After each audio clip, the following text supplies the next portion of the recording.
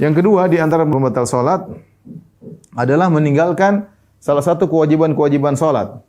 Kewajiban salat sudah kita bahas ya. Kita sudah bahas dalam bekal salat, ada namanya rukun salat, ada namanya syarat salat pertama, syarat salat, kemudian ada rukun salat, ada kewajiban salat.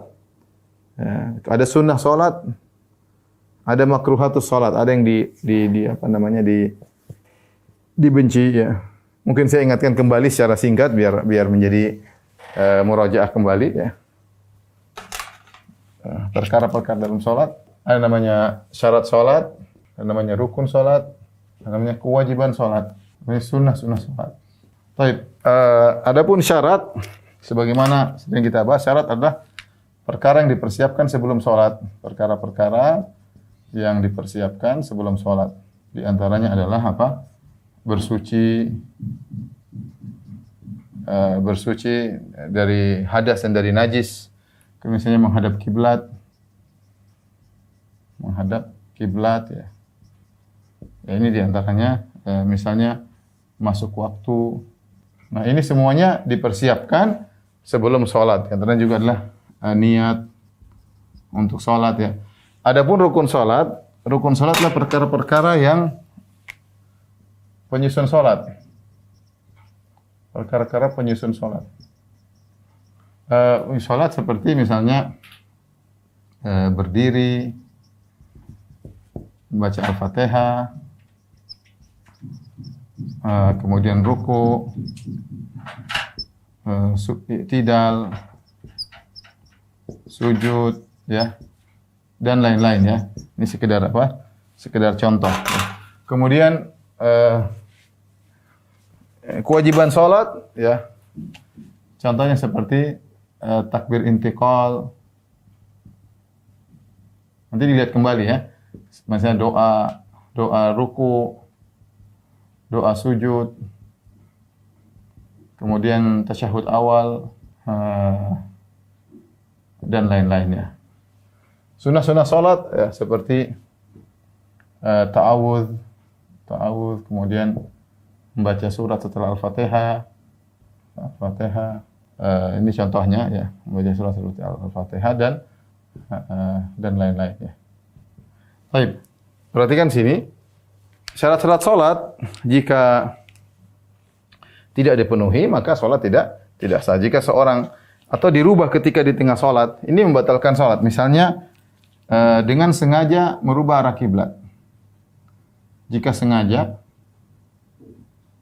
merubah arah kiblat, batal, maka batal salat ya. Batal salat. Bersuci juga, misalnya, bersuci kan kita tahu ada bersuci dari hadas. Bersuci dari hadas, kemudian yang kedua dari najis. Bersuci dari hadas misalnya, jika hadas di tengah salat, maka batal ya. Maka batal. Sama, jika terkena najis di tengah salat, bagaimana? Jika mampu menghilangkannya, maka salat lanjut ya. Jika mampu menghilangkannya, lanjut salat lanjut. Jika tidak mungkin, maka batal. Contoh bagaimana?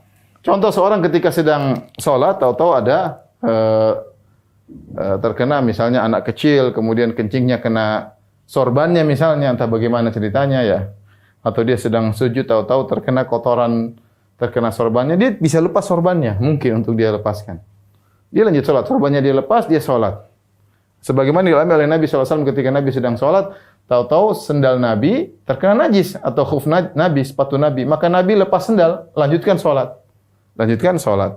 Namun jika tidak bisa dilepaskan, misalnya ternyata berkaitan dengan bajunya, celana yang dia pakai, kalau dia lepas celananya auratnya terbuka, maka ketika itu batal sholatnya. Ya. Adapun kalau misalnya terkena bajunya sementara dia pakai baju dalam, baju luarnya kena najis, dia boleh buka baju sambil sholat. Dia buka, dia lepas, dia jauhkan dari, dia sholat lanjut dengan kaos dalam, masih sah. Ya, tapi jadi masalah kalau misalnya ternyata kena bajunya yang areal auratnya najis tersebut, maka tidak mungkin dia lepas. Ya. Kalau dia lepas maka batal sholatnya. Maka dengan demikian tidak mungkin untuk dibersihkan, maka batal ya. Sama niat, niat ini adalah syarat salat. Jika niat membatalkan salat, jika dia niat membatalkan salat, jika niat membatalkan salat, maka batal.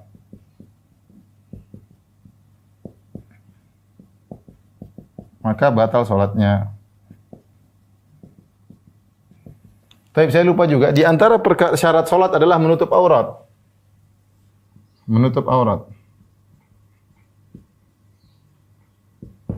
Menutup aurat. Jika ternyata tersingkap auratnya di tengah salat, ya. Jika tersingkap di tengah salat, kalau hanya sedikit, jika hanya sedikit, dimaafkan. Dimaafkan, lanjut. Jika aurat besar yang tersingkap, jika aurat besar yang tersingkap, misalnya kemaluan atau dubur, kemaluan atau dubur, tersingkap, ya tersingkap, jika segera ditutup,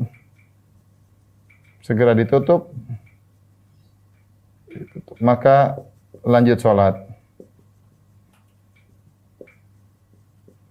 Jika tidak, maka batal. Jika tidak, maka batal. Misalnya seorang sedang sholat, tahu-tahu ya qadarullah kena angin, sarungnya lepas.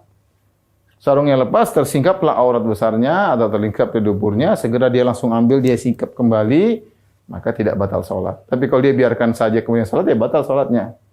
Batal sholatnya. Adapun kalau terlihat sedikit, misalnya aurat sebagian ulama mengatakan misalnya terlihat sedikit rambutnya, kepalanya bagi wanita misalnya, atau terlihat sebagian betisnya sedikit, seperti itu tidak membatalkan salat karena itu sedikit dan dimaafkan.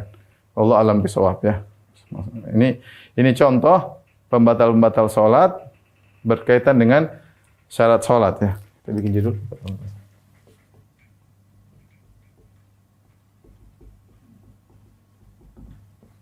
Ya, pembatal salat berkaitan dengan syarat salat ya.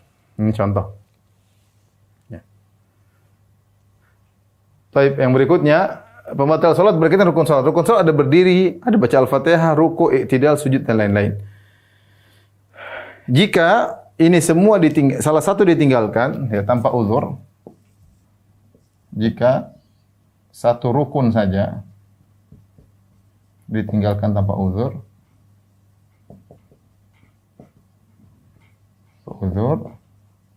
maka salat batal. Salat batal ya kecuali dia tidak sengaja dan segera diperbaiki, segera dilengkapi serta sujud sahwi. Ya. Satu rukun saja. Seorang misalnya dia lupa baca Al-Fatihah. Dia lupa baca Al-Fatihah setempat rakaat seterusnya. Dia ingat besok ya tidak sah salatnya. Tapi kalau misalnya dia salat rakaat pertama dia lupa baca Al-Fatihah, rakaat kedua dia baru baca, rakaat ketiga baru dia baca Al-Fatihah. Kemudian dia baru ingat ternyata rakaat pertama, rakaat kedua dia belum baca Al-Fatihah. Ya, maka rakaat pertama, rakaat kedua tidak dianggap sah. Dia ulangi lagi dari awal. Rakaat ketiga itu yang dianggap sebagai rakaat pertama. Rakaat pertama, kedua tidak sah. Kenapa? Dia lupa Al-Fatihah atau dia lupa i'tidal atau dia lupa ruku', maka rakaat tersebut tidak dianggap benar. Karena itu rukun salat. Kalau dia bubar salat dan dia tidak ingat, tidak dia tutup, tidak dia perbaiki dan tidak secara sujud sahwi, maka salatnya tidak sah karena ada rukun yang dia tinggalkan, ya. Tapi kalau dia ingat ketika salat, ternyata tadi ada rukun saya tinggalkan. Kemudian dia perbaiki, kemudian dia sujud sahwi, maka sah. Atau setelah salat, Assalamualaikum ada yang tegur, kamu tadi lupa baca Al-Fatihah. Benar? Ya, dia harus ulang. Dia perbaiki. Ya, misalnya dia lupa Al-Fatihah, dia lupa baca rakaat ketiga. Lupa baca Al-Fatihah. Berarti dia yang rakaat pertama, kedua sah, rakaat ketiga yang tidak sah, dia perbaiki rakaat ketiga yang keempat, kemudian dia sujud sahwi. Ini berkaitan dengan rukun salat. Jadi rukun salat ditinggal sengaja atau tidak. Kalau tinggal sengaja jelas batal, Kalau tidak sengaja masih bisa diperbaiki dengan segera diperbaiki dan sujud sahwi.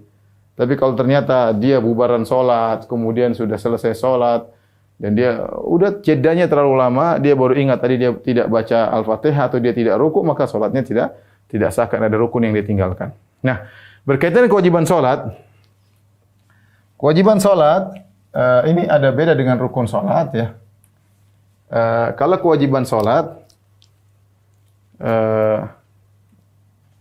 jika sengaja ditinggalkan,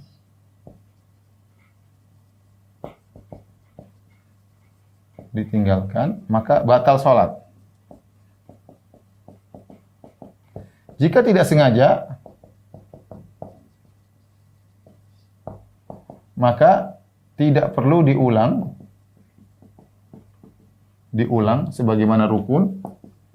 Kalau rukun harus diulang sebagaimana rukun sholat harus diulang. Tapi cukup dengan sujud sahwi, cukup ditambal dengan sujud sahwi.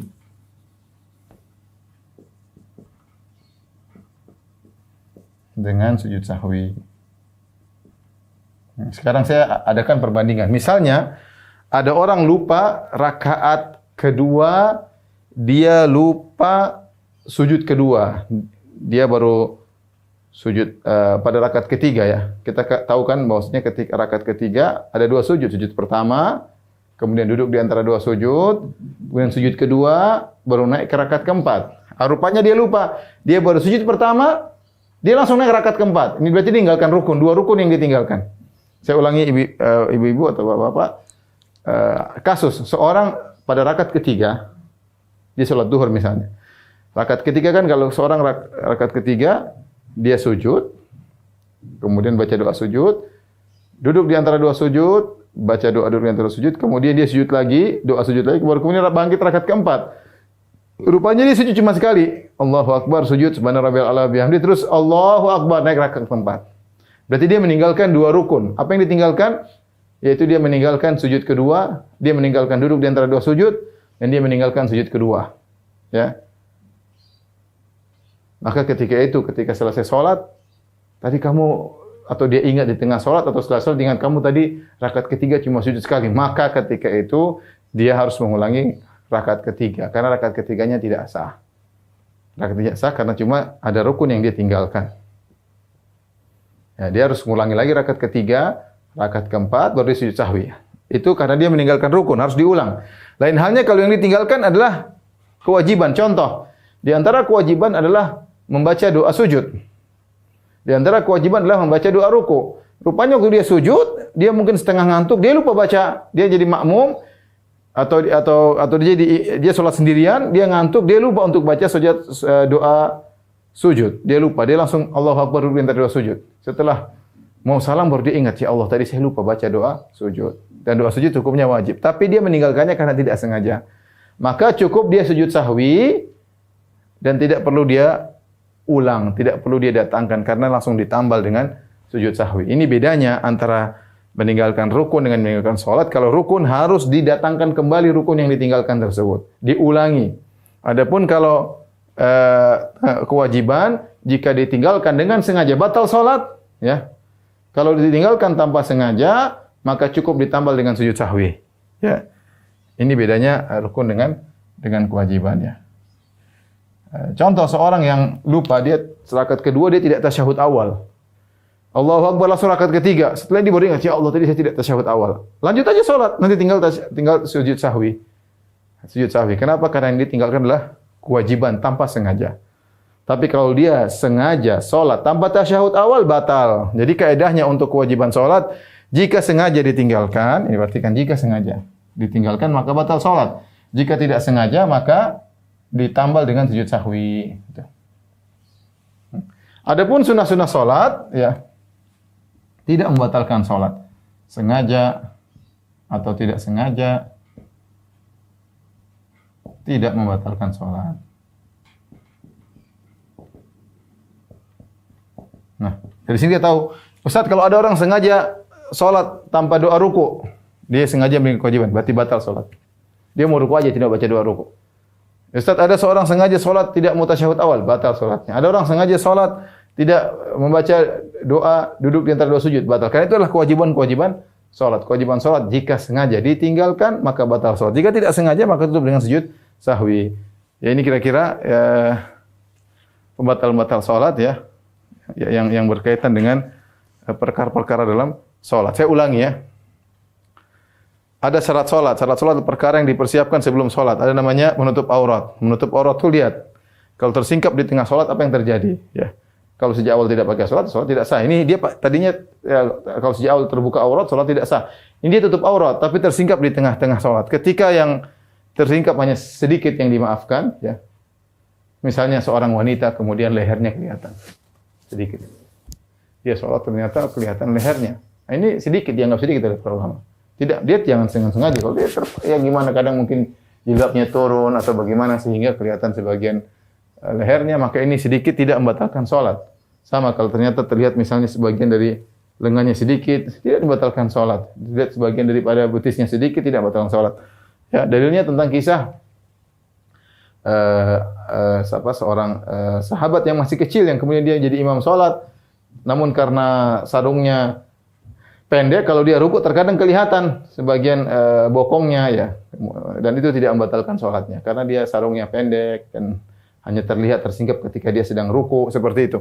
Ya. Adapun kalau aurat besar, kemaluan atau dubur yang terlihat, maka jika segera ditutup tidak membatalkan salat. Jika ternyata dibiarin saja maka membatalkan salat. Ya. Berkaitan dengan niat seorang berniat salat kalau ternyata di tengah salat dia niat membatalkan salatnya, maka salatnya batal. Bersuci dari hadas ya. Jika hadas di tengah salat maka batal jelas otomatis. Tidak ada solusi, batal salatnya. Dia kentut, dia keluar air mazi dari kemaluannya, misalnya atau seperti itu, maka itu membatalkan salat ya.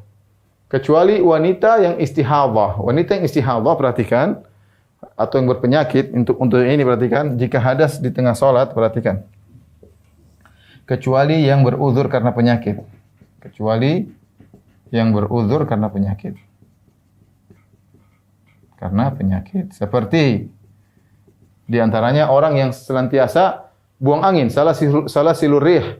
Setiap 5 menit buang angin. Tidak apa-apa, dia sholat meskipun buang angin, dianggap sah. Karena itu penyakit dia. Contoh seperti seorang setiap 1 menit tetes ada air kencing. 5 menit tetes air kencing. Sholat aja nggak ada masalah. Contoh seperti orang pasang keteter. Itu air kencingnya keluar terus. Artinya keluar di selang ada terus, ya, tidak ada putusnya. Maka sama, itu ada penyakitnya, maka berhadas tersebut tidak dianggap. Ya. Sama seperti wanita istihadhah, istihadah darahnya keluar terus, tidak berhenti. Ya. Bahkan ada sebagian sahabiat yang dia sholat sambil meletakkan semacam tempayan di bawah karena airnya menetes terus darahnya. Tidak jadi masalah, itu uzur. Itu adalah uzur. Ya. Jadi hadas tersebut tidak dianggap hadas karena uzur. Adapun harus bersih dari najis. Ya. Najis. Kalau ternyata di tengah sholat terkena najis, jika mungkin untuk dia bersihkan, maka lanjutkan sholatnya. Sebagaimana Nabi SAW ketika sholat ada najis di sepatunya atau di sendalnya, Nabi lepaskan sendal, Nabi lanjutkan sholat. Kalau jika tidak mungkin untuk dibersihkan, najis tersebut misalnya terkena celananya, kalau dia buka maka terlihat auratnya, ketika itu maka sholatnya batal karena najisnya tidak bisa dibersihkan. Menghadap kiblat, jika seorang menghadap Allahu Akbar kemudian dia sengaja menghadap selain kiblat, ada syarat yang hilang, maka dia batal sholatnya. Ya, seperti itu. Taib.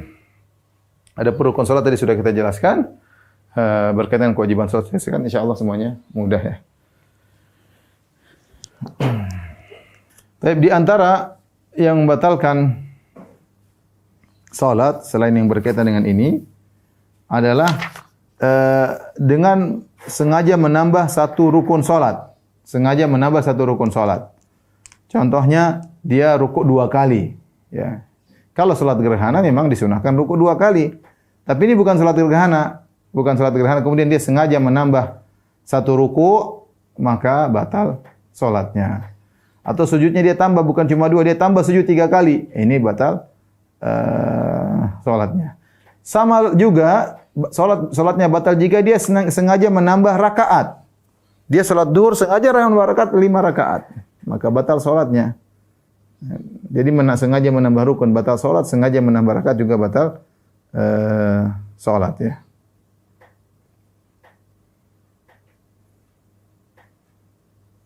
Demikian juga misalnya seorang salat sambil bersandar tanpa uzur, ya.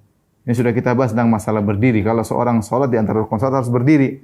Ternyata dia sengaja nyandar di dinding padahal dia tidak ada uzur, ya. Maka seperti itu berarti dia menghilangkan rukun berdiri. Maka salatnya tidak sah, salatnya batal. Di antara yang dikatakan oleh para ulama membatalkan salat adalah sengaja kembali pada posisi tasyahud, ya. Ya, jadi misalnya rakaat kedua dia bangun, dia lupa tasyahud awal. Dia langsung menuju rakaat ketiga dan dia sudah baca Al-Fatihah. Dia lupa dia sudah baca Al-Fatihah rakaat ketiga. Ternyata dia ingat tadi dia belum sempat tasyahud awal, maka dia kembali kepada tasyahud. Dia duduk lagi ke tasyahud awal, ya. Hal ini berarti bisa batal salatnya. Kenapa? Karena dia melakukan larangan. Rasulullah SAW bersabda, perhatikan dari hadis Mughirah bin Syu'bah, "Idza qama ahadukum min rak'ataini," jika salah seorang dari kalian bangun dari rakaat kedua, ya, falam yastatimma qa'iman, dan lupa tasyahud awal nih. Dia rakaat kedua dia bangun Allahu Akbar.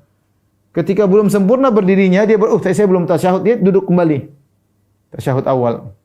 Karena dia belum sempurna berdiri. Maka silakan kembali tasyahud awal. Fa idza istatamma qa'iman, kalau sudah terlanjur dia sudah berdiri tegak, rakaat ketiga baru dia ingat, ya Allah saya belum tasyahud awal, fala yajlis, maka jangan dia duduk. Ya, karena berarti dia tidak sengaja meninggalkan kewajiban. Maka jangan dia kembali lagi. Jangan. Wa yasjudu sajdatai sahwi, maka cukup diganti dengan 2 sujud sahwi. Nah, sebagian ulama berpendapat, ya, kalau ternyata dia sudah terlanjur rakaat ketiga dan dia kembali lagi ke tasyahud awal karena lupa, maka salatnya batal karena dia melanggar perintah Nabi. Nabi melarang jangan kembali, tapi dia kembali, berarti dia meninggalkan kewajiban dengan sengaja. Ini pendapat sebagian ulama. Maka batal salatnya karena sengaja meninggalkan kewajiban. Kewajibannya dia jangan kembali, lanjut aja salatnya, tinggal sujud sahwi.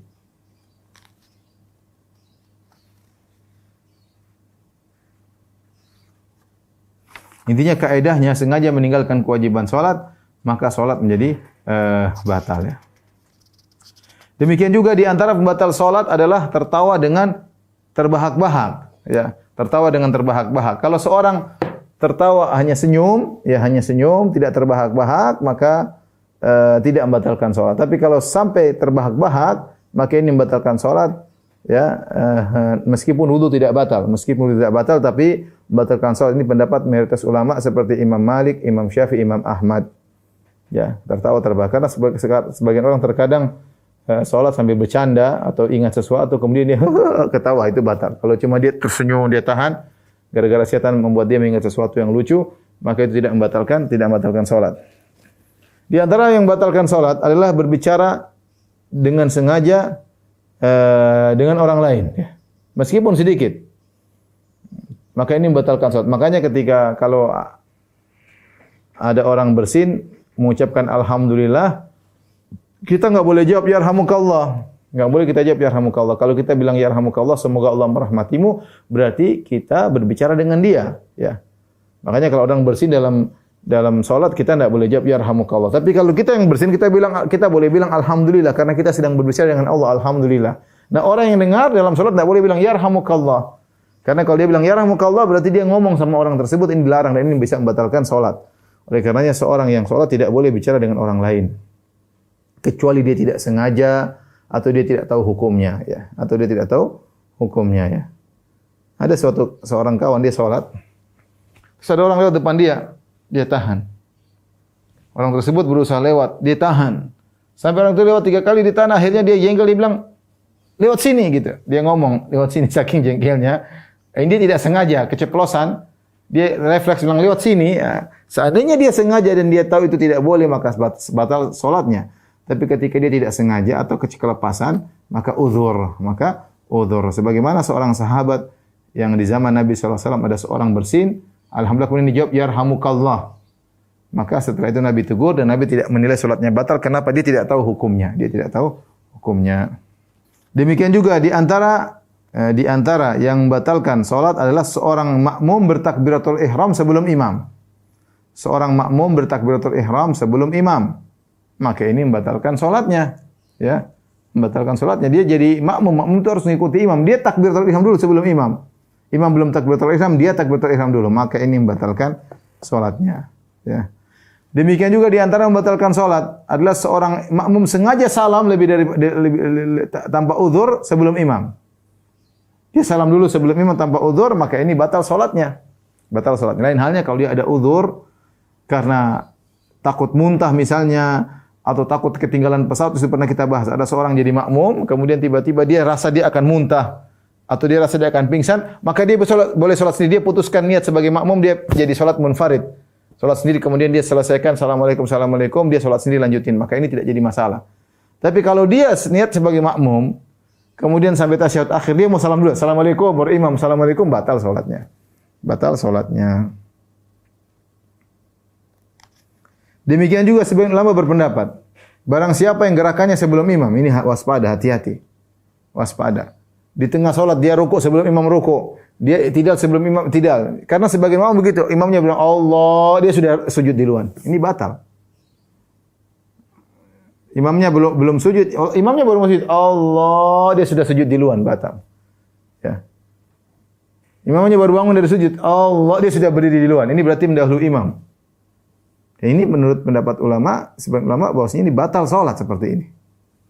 Ya, fungsinya imam adalah diikuti, bukan makmum mendahului imam. Ya, oleh karenanya tidak boleh seorang salat mendahului imam. Gerakan-gerakan sebagian orang buru-buru, cepat-cepatan. Makanya saya ingatkan kepada para imam kalau pas lagi takbir jangan Allah. Kadang-kadang orang namanya orang jahil, dia enggak ngerti, dia bangun duluan ya. Jangan dia atur bagaimana takbirnya agar dia lebih dahulu sebelum makmum.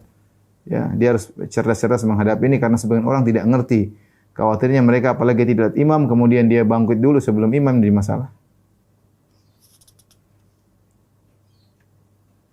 Sama, demikian juga kalau kecepatan dari imam membatalkan salat, lebih cepat dari imam, terlambat dari imam sampai imam melakukan rukun berikutnya tanpa ada uzur, maka ini juga membatalkan salat ya. Karena kenapa? Karena dia telah meninggalkan kewajiban salat dengan sengaja. Karena Rasulullah berkata, "Innama ju'ilal imamu liyu'tamma bih." Imam itu dijadikan untuk diikuti. Nah, kalau Anda ternyata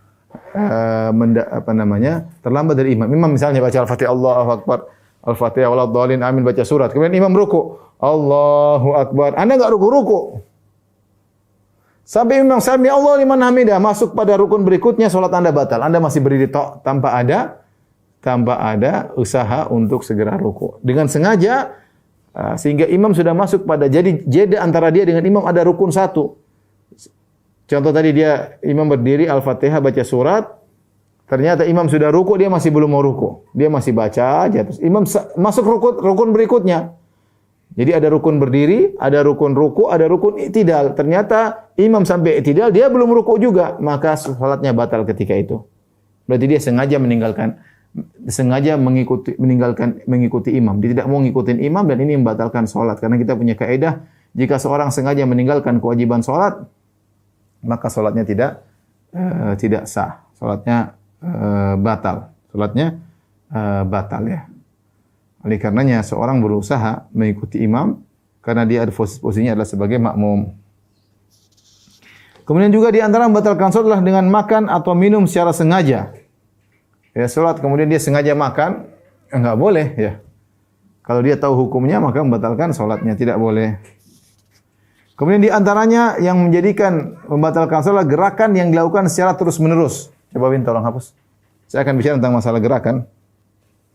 Gerakan manakah yang membatalkan salat? Kita akan bahas. Baik, ikhwan dan akhwat rahmatullahi subhanahu wa taala, gerakan-gerakan dalam salat ya. Gerakan-gerakan tambahan dalam salat ya. Ada beberapa model gerakan. Yang pertama, hukumnya wajib. Yang kedua, hukumnya mustahab, dianjurkan. Sunnah ya. Yang ketiga, hukumnya haram. Ini yang bisa membatalkan. hukumnya makruh, kemudian hukumnya mubah. Boleh. Ini gerakan-gerakan dalam sholat. Gerakan dalam sholat ini bukan maksudnya gerakan-gerakan tambahan dalam sholat, ya. Bisa hukumnya wajib. Contohnya bagaimana? Contoh, ya. Contoh seorang tidak sadar, ya, jika dia sholat ternyata tidak menghadap kiblat. Menghadap kiblat. Lantas dia diberitahu orang. Iya, diberitahu orang.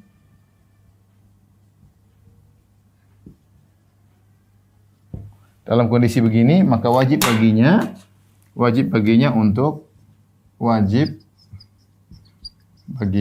untuk berubah, untuk bergerak menghadap kiblat,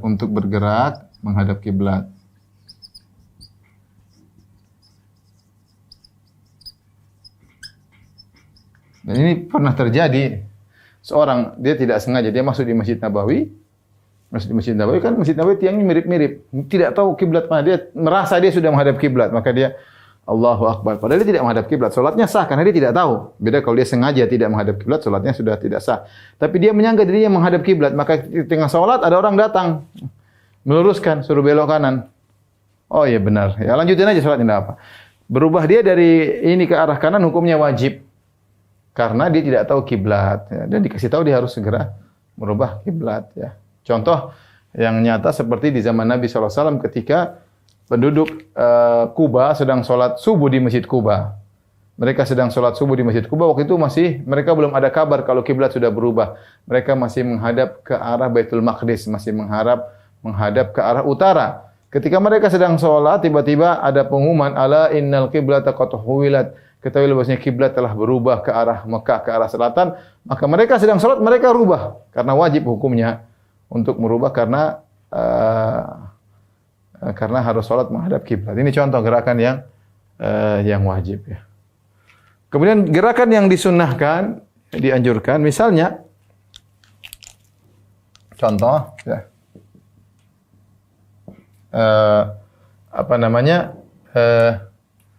seorang imam, seorang sedang sholat,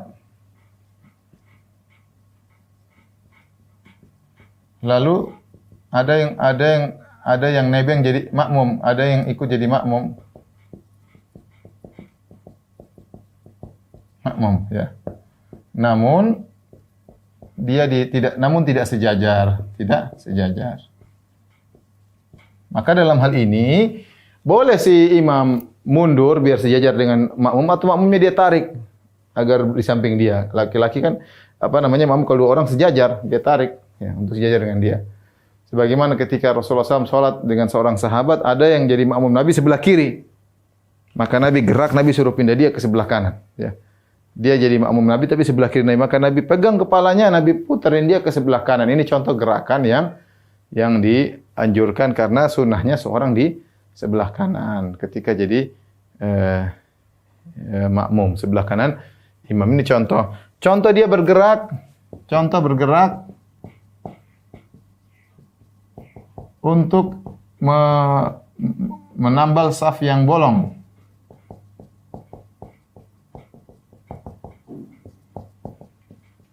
Dia lagi sholat, tahu-tahu depannya ada yang bolong, maka dia boleh maju untuk man wasala saf wasalahullah. Kata Nabi, barang siapa yang menyambung saf karena ada bolong dia isi, Allah akan menyambung dia dengan kebaikan.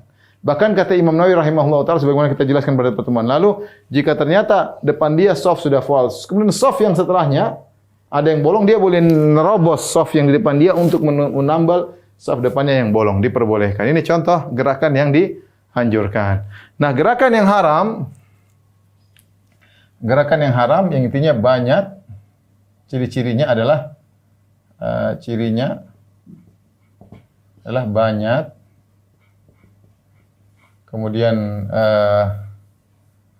tidak perlu tanpa uzur.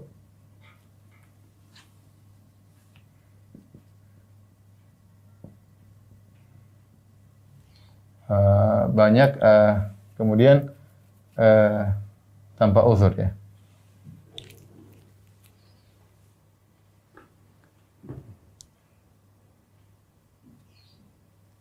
Kemudian berturut-turut ya. Berturut-turut. Jika terpenuhi tiga kondisi ini banyak, tanpa berturut-turut, maka ini membatalkan sholat. Membatalkan sholat, ya haram. Ya.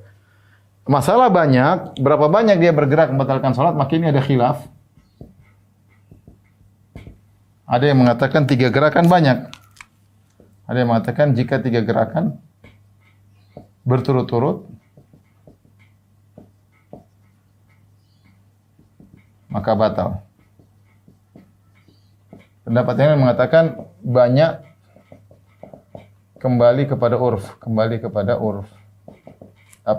barometer banyak kembali kepada urf. Secara umum, jika gerakannya terlihat seperti orang tidak sholat, orang sedang tidak sholat, maka batal. Ini pendapat yang saya kuatkan ini, ya. Karena sebagian ulama berpendapat kalau gerakan 3 kali, misalnya Allahu Akbar, kemudian dia garuk 1, 2, 3, batal. Sebagian ulama berpendapat 3 kali berturut-turut. Beda kalau dia Allahu Akbar, gatal. Nanti dia ruku, lagi. Itu namanya tidak berturut-turut. Tapi kalau dalam satu rangkaian berturut-turut, Allahu Akbar, 1 garuk ini. Udah 3 kali berturut-turut, maka batal sholat. Namun, wallahu a'lam, pendapat ini tidak ada dalilnya, ya, tidak kuat, ya, kurang kuat. Maka yang lebih kuat adalah ini. Jika berturut-turut, tapi syaratnya banyak berturut-turut tanpa uzur. Kalau ada uzur lain cerita. Ada uzur lain cerita, seperti sholat khauf, dia harus perang, dia harus gerakan senjata sambil sholat, nggak ada masalah. Itu bicara gerakannya banyak tanpa uzur dan berturut-turut, maka itu membatalkan sholat. Contoh, dia ambil pena, kemudian dia nulis lagi sholat, atau dia ambil kemudian jawab WhatsApp. Orang yang lihat, beda kalau dia cuma jawab sekali, dia ambil HP dia matiin karena mengganggu sholat, nggak apa-apa. Ini ada bahkan mungkin mustahab, HP-nya bunyi, mustahab dia matiin, nggak apa-apa. Tapi kalau dia HP kemudian dia jawab SMS, ini seperti orang lihat seperti dia tidak sedang sholat, maka itu batalkan sholat. Itu membatalkan sholat, ya. Ada gerakan yang makruh, yaitu gerakan yang tidak ada manfaatnya, yang tidak ada kaitannya dengan sholat. Contohnya apa? Contoh misalnya lihat jam, misalnya pegang-pegang jenggot, misalnya ngupil, kadang-kadang orang sedang sholat apa? Ngupil, terkadang ya hal-hal yang tidak ada kaitannya, ya. Lihat kanan kiri, matanya tidak dijaga, salat saya lihat sini, ini enggak benar, ya. Makanya Syekh Utsaimin melarang jika seorang makmum salat sambil dia pegang Al-Qur'an tanpa ada keperluan. Lain halnya mungkin kalau di belakang imam persis dia. Tapi kalau di belakang sana imam lagi baca, dia buka Al-Qur'an, dia buka, ini tidak boleh. Ini gerakan tidak perlu. Kata Syekh Utsaimin enggak boleh. Ya, gerakan tidak perlu seorang mengikuti imam di belakang dengan bacaan, dia tugasnya mendengar. Kalau imam salah ada petugas khusus yang memperbaiki. Adapun dia yang makmum di belakang tidak perlu bawa mushaf, tidak boleh. Gerakan tidak perlu. Gerakan mubah boleh jika ada keperluan. Nah, contoh Nabi sallallahu alaihi wasallam salat sambil gendong Umamah bintu Abil As, cucunya. Umamah ya bintu Abil As. Ini contoh. Ini diperbolehkan. Nabi pernah juga salat lalu maju untuk bukakan pintu. Nabi juga pernah salat sambil turun dari mimbar. Ini ada gerakan yang diperlukan. Seperti Nabi SAW pernah salat, kemudian Nabi ketika rukuk sujud, Nabi turun dari mimbar. Kalau berdiri, Rasul naik lagi ke atas mimbar. Kata Nabi, supaya kalian lihat aku bagaimana cara salat. Ini gerakan yang ada perluan, tidak jadi masalah. Contoh, gatal yang sangat, boleh garuk. Gatal, ya lalu garuk. Boleh aja, garuk. Sangat gatal. Wah, kalau kita nggak garuk, kita gelisah, kita garuk aja, enggak apa. Garuk, lanjut sholat, tidak jadi masalah, ya. Adapun kalau nggak ada kegiatan, lihat jam, begini, kemudian begini, dia lihat sini.